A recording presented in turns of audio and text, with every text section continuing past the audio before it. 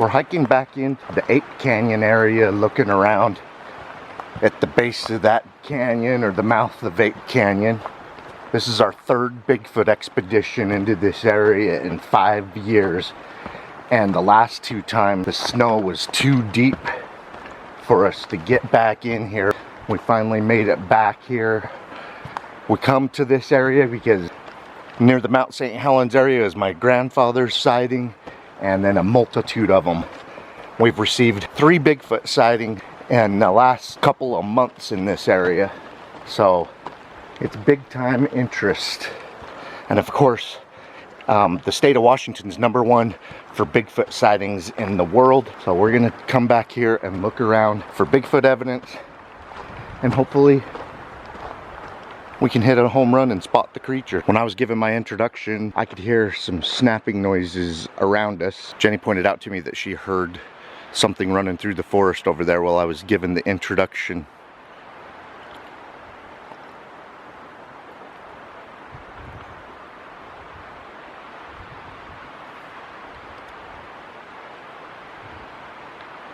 Places that we get Bigfoot action when we're out hiking. I've discovered that the vocalizations and wood knocks a lot of times will happen while we're having conversations, and then when we get quiet they stop, like they know that our minds are preoccupied and they can do their little vocalization or wood knock communications, and we're less likely to pick up on that. So when people are like, you guys are being too noisy, that doesn't necessarily stop the activity if there are indeed Sasquatch in the area.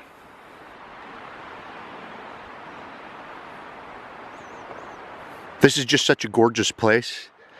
We do a lot of Bigfooting in Northern California around the Redwood area. Some of the Mount St. Helens area outside of the blast zone reminds me of the Redwood area. And of course, it has its own unique characteristics too. They're just kind of similar in ways. Got to a spot next to an old lava flow, I'm gonna call it. And you can just see bottom corner of the volcano right there. But this was some devastation back in the day.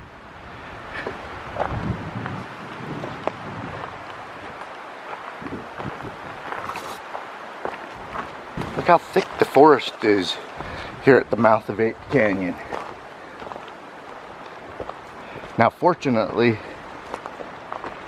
Ape Canyon's not on the side of the volcano that blasted. It's not in the blast zone.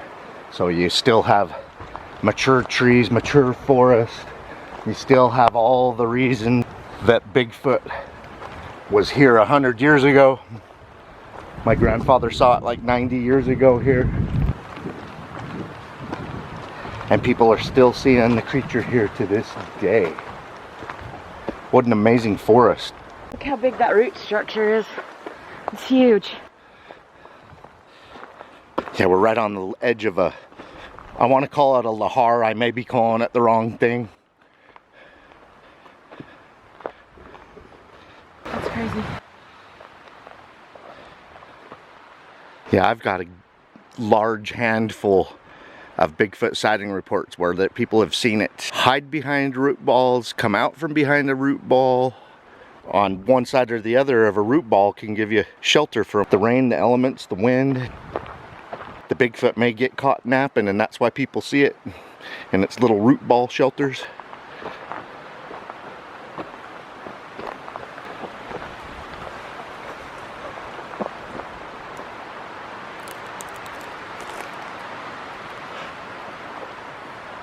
We have a few subscribers watch our videos and say, hey, you guys need to look up once in a while. Bigfoot climbs the trees. I don't know if the adults do, but I have had a few sighting reports where people have seen them in the trees. One of them was down by Mount Hood, Oregon, as a matter of fact. That volcano's not too far from this one. Hey, is that a wood knocking staff?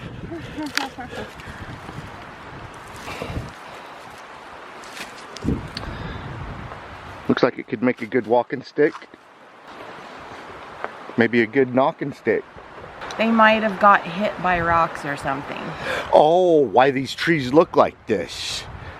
Yeah, look. Some of these trees look like they've exploded. This little grove right here. I'm not saying Bigfoot had anything to do with this. I highly doubt the creature has the power to bust up trees this size. Volcano.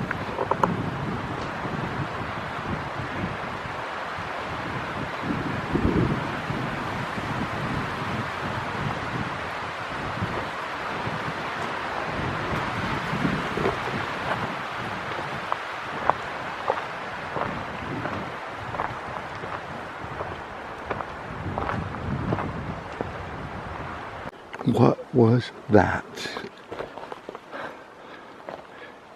Jenny and I just stopped to catch our breath and get a drink of water. And earlier when I was given an introduction to this investigation hike, we could hear something moving through the trees.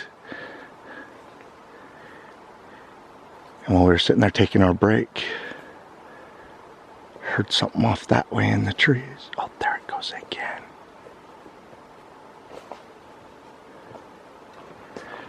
Yeah, there's definitely some kind of an animal. I mean, we're looking for Bigfoot, so I'm not saying it's Bigfoot. There's definitely another animal close by, though. And it's a big one because it's crunching and breaking branches that it's stepping on. I've heard deer, elk, and moose do that. But Bigfoot's also known to do it too. Alright, I guess we'll just keep our eyes open. That may have been an accident. That's why it was only a one-time thing right here. Or twice, actually.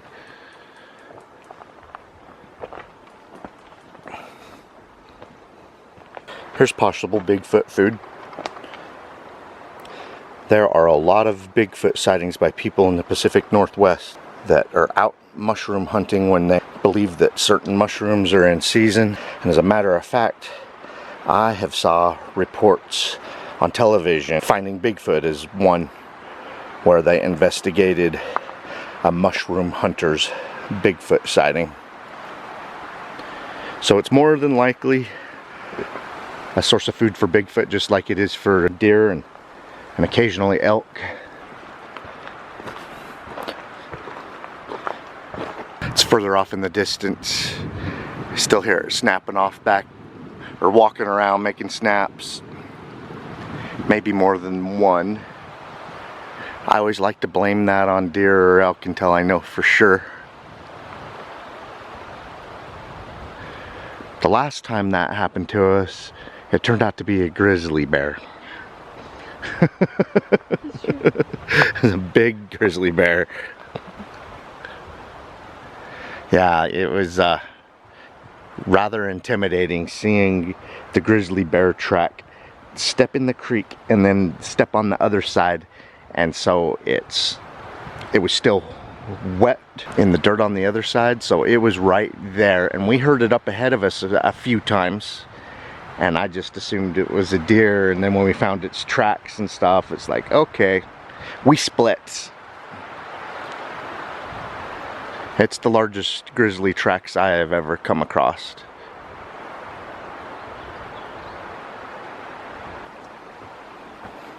I can hear a creek down below us. There's kind of a little creek canyon gulch that we're paralleling.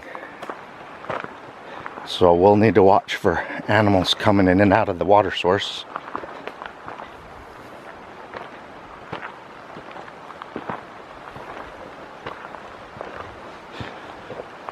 And hopefully Bigfoot needs a drink of water once in a while. I thought it was a chipmunk tail too. That's the I think it's a smashed pine cone, though. Oh, that's good. What flattened the pine cone that freaking flat and uniform? That's what I want to know. That's nutty. Yeah, because look, here's a pine cone next to it that's not smashed. And there's your smashed variety. I don't know. Poke it with a stick.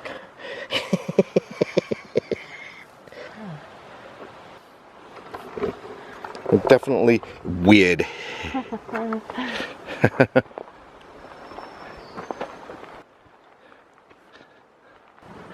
Heard something moving around on the other side of us, but look, looks like something took and pulled either side of this limb and split it down the middle. And then also snapped it here. We all know Bigfoot has a snapping habit. Not saying that's Bigfoot, but I like to point stuff like that out when I'm in a Bigfoot sighting location, because we all know Bigfoot likes to do stuff like that. That's a well-blazed animal trail. Something comes down and just smashes the crap out of everything coming down. But they're heading down towards a creek with flowing water. We're just gonna need to keep our eyes open, because did you hear that? Yeah. I heard something up in the forest over this way. We've been hearing an animal, couple of animals, the entire day.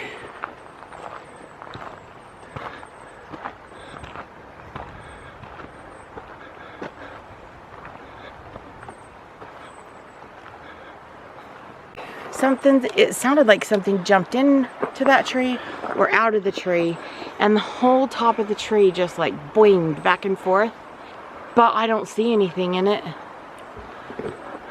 Well, I heard something big moving up on the mountain on this side of us just a minute ago. Not saying it has anything to do with the tree that you just heard pole vault back and forth.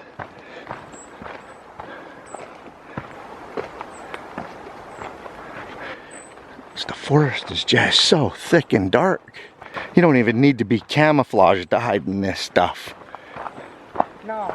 Yeah, someone in a hunter's orange vest could be back there 20 feet and you wouldn't be able to see them. Looks like they just came out. They still have dirt on the top of them.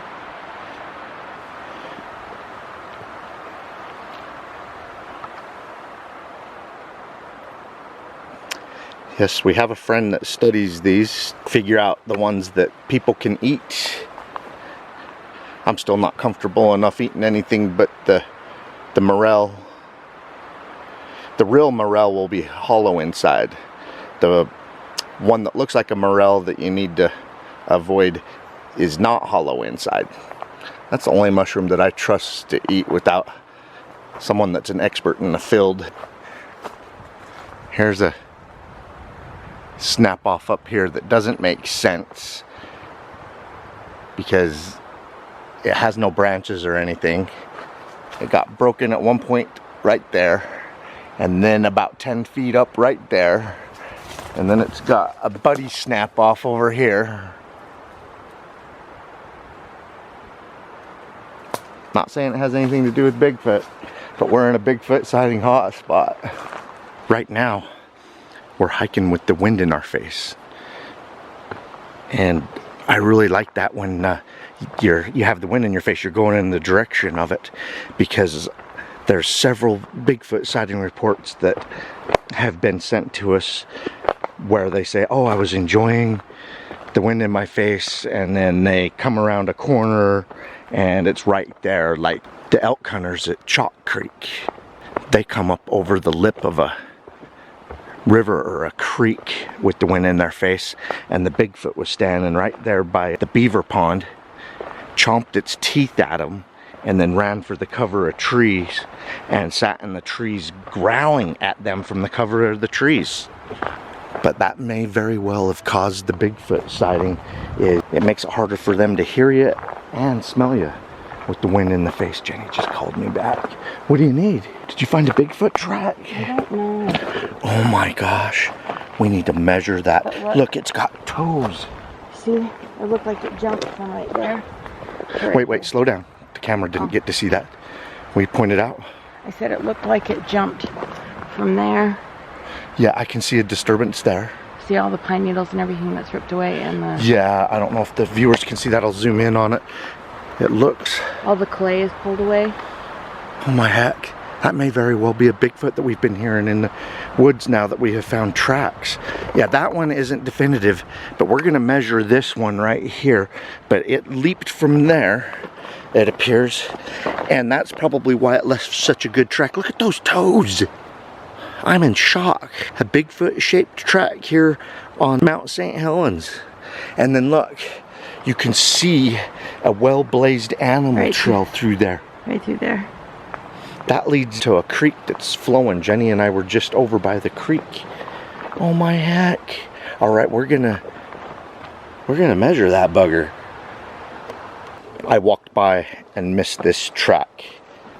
It jumped the animal trail that Jenny and I are on, because we can see evidence of where it last leaped, and that looks like a good 12-foot leap, but that's the reason why it sunk in so deep there. It driven in its toes that dirt is covering over the toe impression, so it is longer than it appears. This is a good 13 inches long, maybe longer, right here where it impacted, and then up look at this. If that's where the toe is. Yeah, and it drives in past that vegetation. It looks more like 14. Yeah, it's probably close to 14 from the longest to the longest. Let's get the toe width. Oh. That would be 7. That's really wide. Will you just use that as a pointer and point out the heel and the toes? The heel's right here. It goes way back there. Yeah, I think it is 14. And then the big toe is right here. It's under this leaf. Yeah, and you can see where other toes are driven in. Oh. I see several toes. The big toe is really big and kind of comes out huge. this way. And then... it's like twice or 3 times as wide as my toe. Yeah. And then here's an arch right here. That looks like the mid-tarsal to me. Mm-hmm. And the rocks that are in here were just right here, and they just toppled in after it stepped out. Wow. Yeah, the big toe is just outside the realms of a person. I want to put my hand down there to show you guys how massive the big toe is. I mean, it's wider than 2 of my fingers. There, it goes clear back there. It's just huge. Then there's the next toe in here, and there's the others are just stabbing in.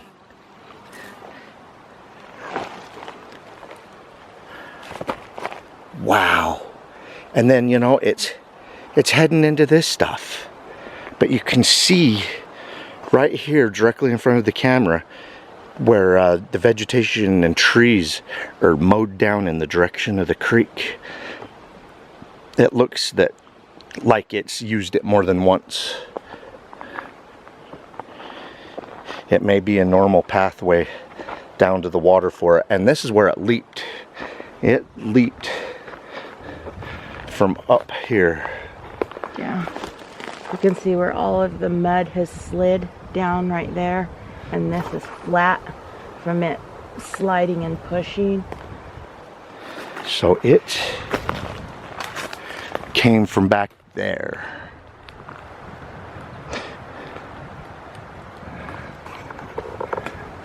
And you can see a blazed animal trail there.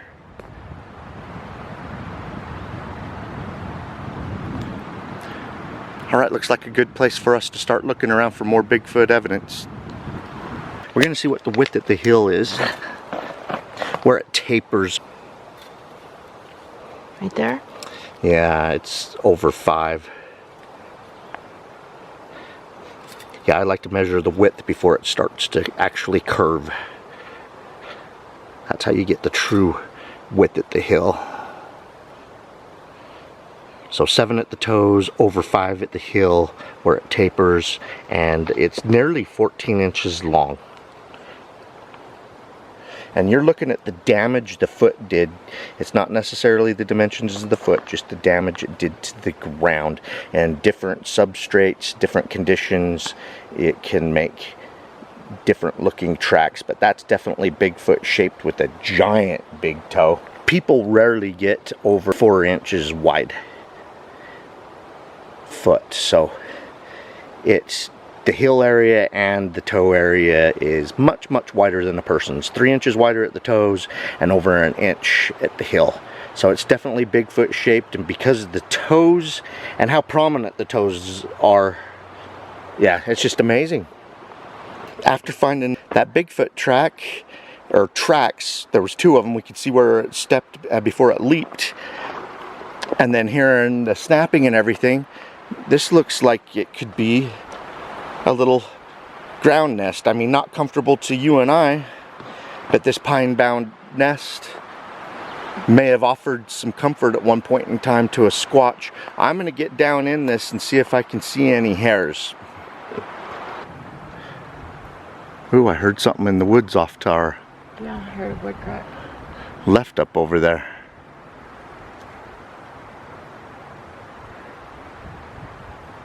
Okay, this is weird. Something was following us earlier one direction, now we change direction, and it is still paralleling us unless we keep coming across multiple different animals making noises in the forest along the way. Basically stepping on branches and snapping them and stuff.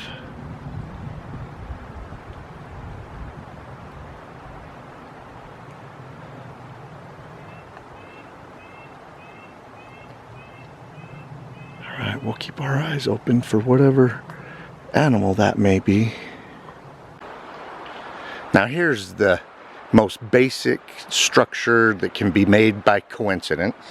But a lot of people think that in these Bigfoot sighting locations, places that Bigfoot uses, they'll sometimes create an X structure that means do not go there.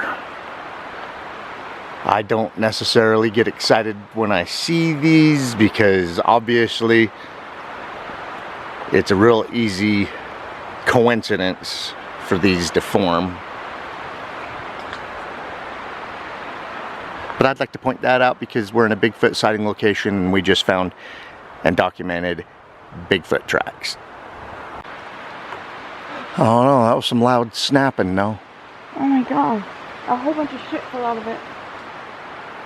And it was the only tree going. It was weird. Look at the base, see if there's something shaking it. What is that over I there? don't know, but something's over there now. A single tree just shook and a bunch of stuff come out of it, and we don't see anything in it or at the base of it. And now we hear something over in that direction. Scared me. That was a large tree to shake like that. That scared me bad.